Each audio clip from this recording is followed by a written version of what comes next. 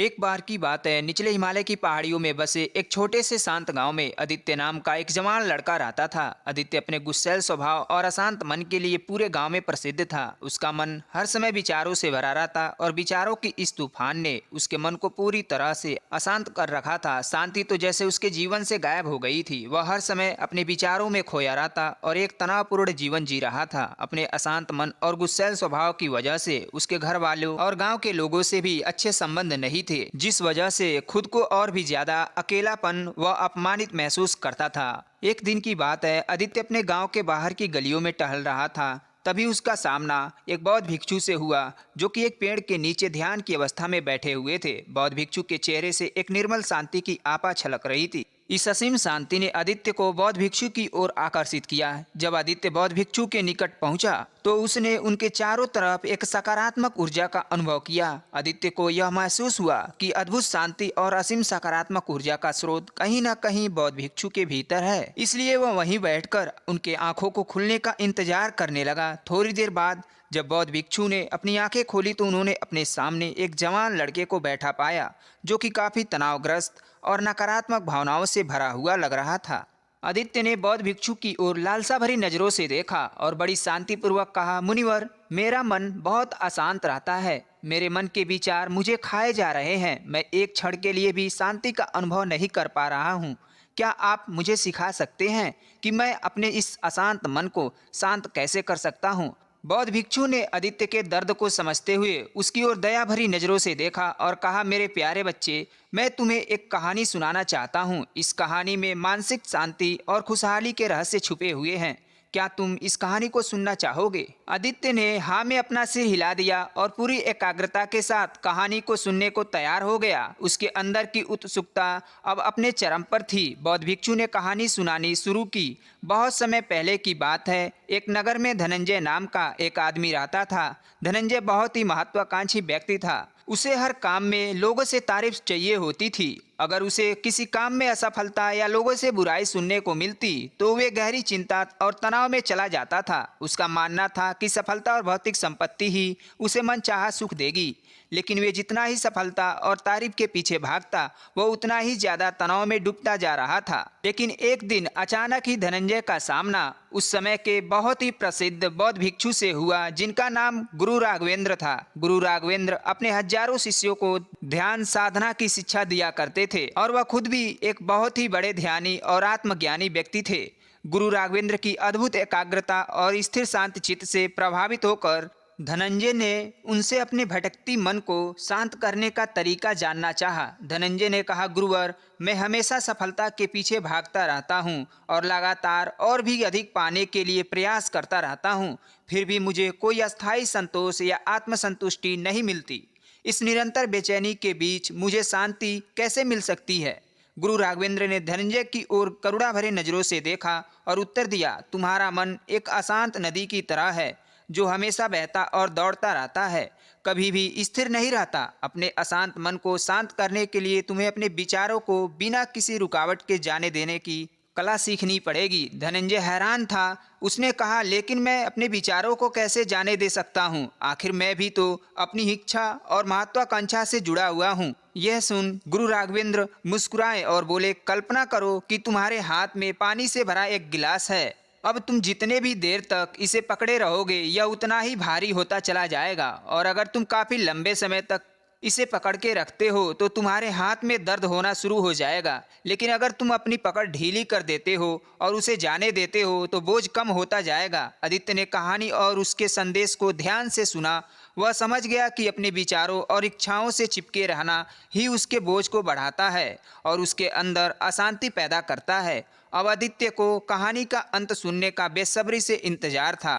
बौद्ध भिक्षु कहानी को जारी रखते हुए कहा, धनंजय ने बौद्ध गुरु राघवेंद्र की सलाह को मानते हुए विचारों को जाने देने का अभ्यास करना शुरू कर दिया।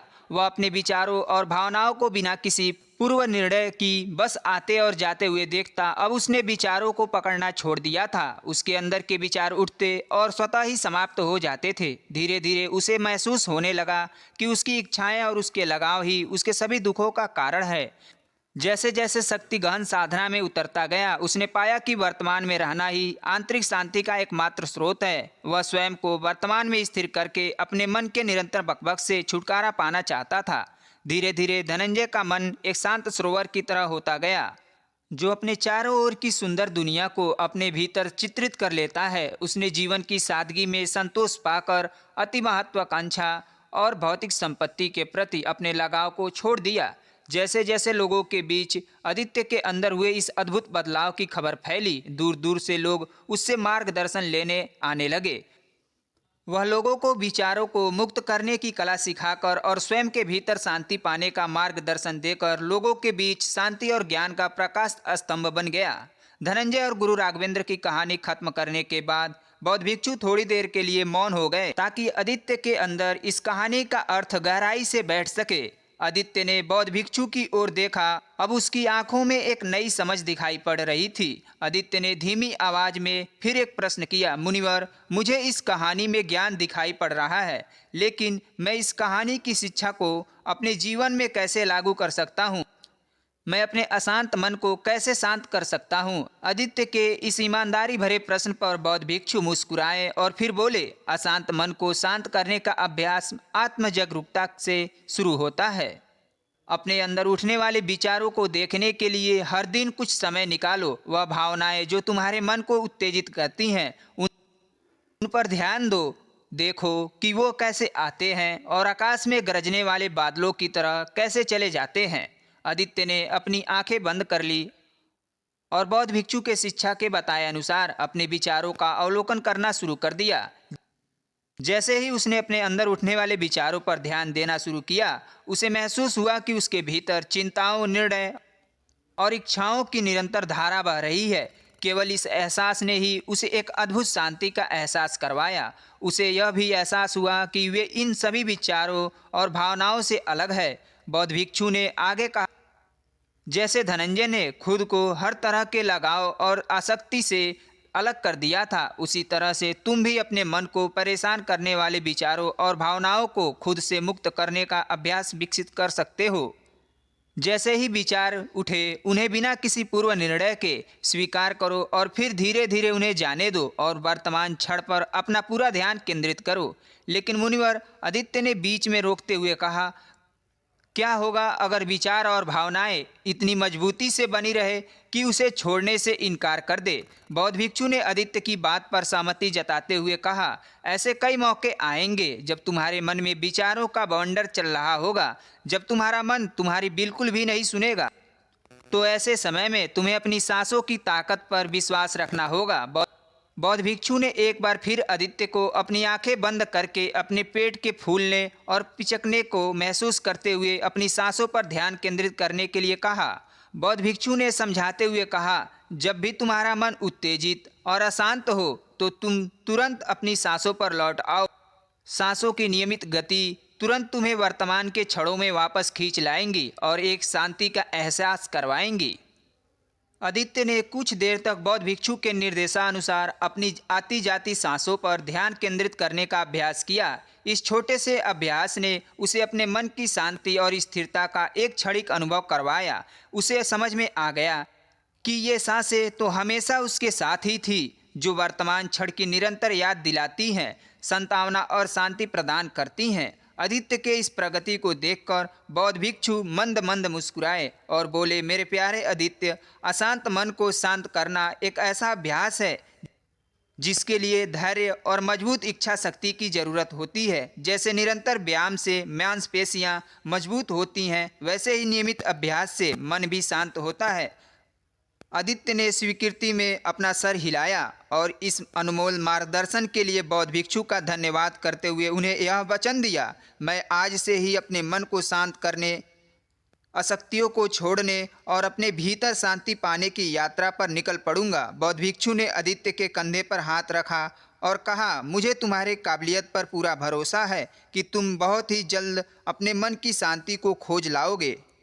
लेकिन याद रहे, यह रास्ता इतना आसान नहीं होगा, लेकिन अगर तुम दृढ़ इच्छा शक्ति और खुले दिल से प्रयास करोगे तो तुम जरूर शांति को खोज लाओगे। आदित्य ने अपने अशांत मन को शांत करने के लिए खुद को प्रतिबद्ध किया और हर दिन ध्यान करने के लिए एक अलग समय निर्धारित किया।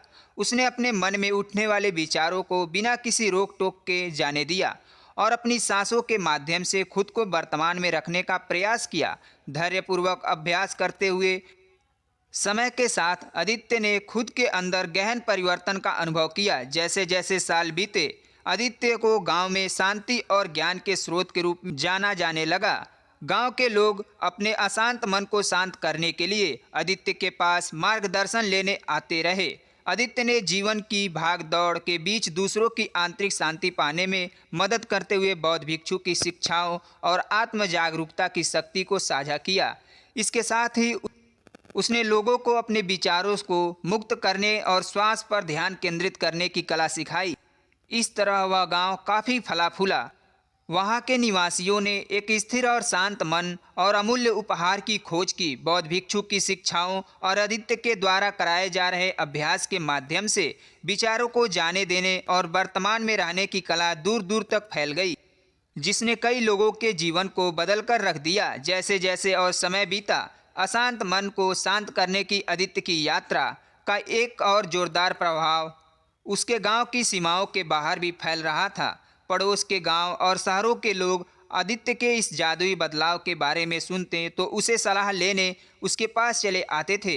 आदित्य उन लोगों के आशा का किरण बन चुका था जो अपने मन के बोझ तले खुद को दबा हुआ महसूस कर रहे थे। आदित्य की शिक्षाएं सिर्फ सामूहिक प्रवचनों और ध्यान सत्रों तक ही सीमित नहीं था, बल्कि वह रोजमर्रा के कामों और जागरूकता के साथ करने को ज़्यादा जोर देते थे। वह लोगों को याद दिलाते थे, अपने विचारों और भावनाओं के प्रति जागरूक बनो। तुम दिन भर क्या बोलते हो, आसपास की घटने वाली घटनाओं पर कैसी प्रतिक्रिया देते हो, इस पर ध्यान दो। हर एक काम को पूरी जागरूकता के साथ करो। जब भोजन करो तो हर एक निवाले के स्वाद का आनंद लो। जब सूरज की रोशनी में खड़े हो तो उसकी किरणों की गर्मी को महसूस करो। लोगों की बातों को पूरी ध्यानपूर्वक सुनो, समझो और तब जाके जवाब दो। यह सब छोटे छोटे बदलाव ने लोगों के जीवन में चमत्कारिक परिवर्तन ला दिए। गाँव से लोगों ने जाना कि जीवन का आनंद और खुशी तो वर्तमान के पलों को जीने में है। दोस्तों, इसी के साथ विदा लेते हैं। अगर कहानी आपको अच्छी लगी, आज की जानकारी आपको पसंद आई, तो चैनल को सब्सक्राइब और बेल आइकन प्रेस अवश्य कीजिएगा।